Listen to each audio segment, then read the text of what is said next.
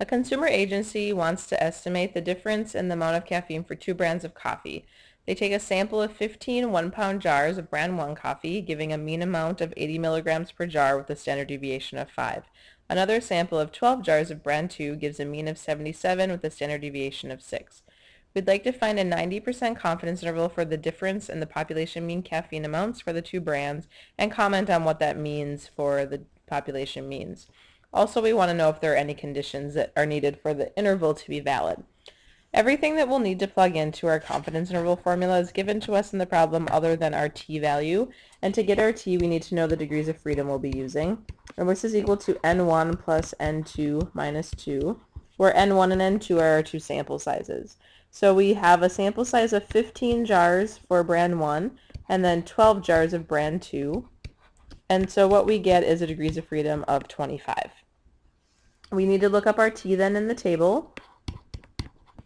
And we're doing a 90% interval with degrees of freedom of 25.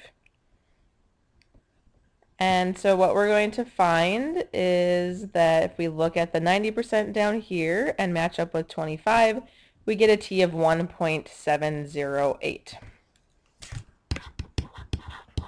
So the interval for the difference in two population means starts with the difference in the two sample means. So we take our 80, which would be our x bar 1, minus our 77, which is our x bar 2. This is our x bar for group 1 and our x bar for group 2.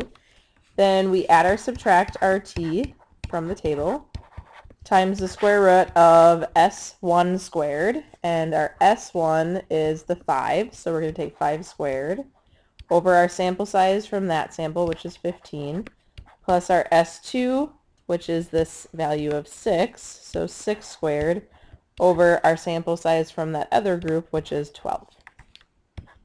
So what we'll get is 3 plus or minus 3.690, which gives us a resulting interval of negative 0.690 to positive 6.690. And what this is a confidence interval for mu1 minus mu2.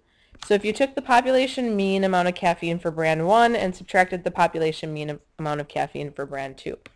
Now when we're looking at this interval, what we want to look for is if the interval is all positive numbers, all negative numbers, or both positive and negative.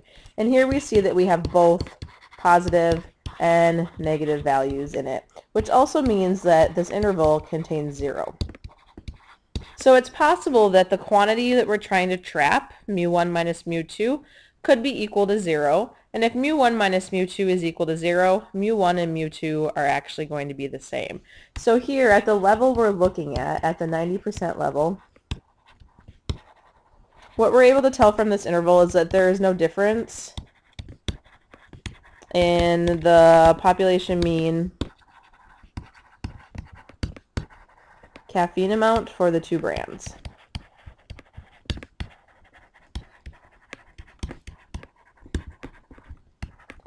And then lastly, we wanted to mention if there were any conditions needed for the interval to be valid. In this case, we have two small samples, sizes 15 and 12. And if you have small samples, what you need to know is that your data comes from a normal distribution. And that's important to say that that's for both groups because we do have two independent samples here. So we need to know that the brand 1 coffee caffeine amounts are normally distributed and that the brand 2 coffee caffeine amounts are also normally distributed in order for our interval that we just constructed to be valid.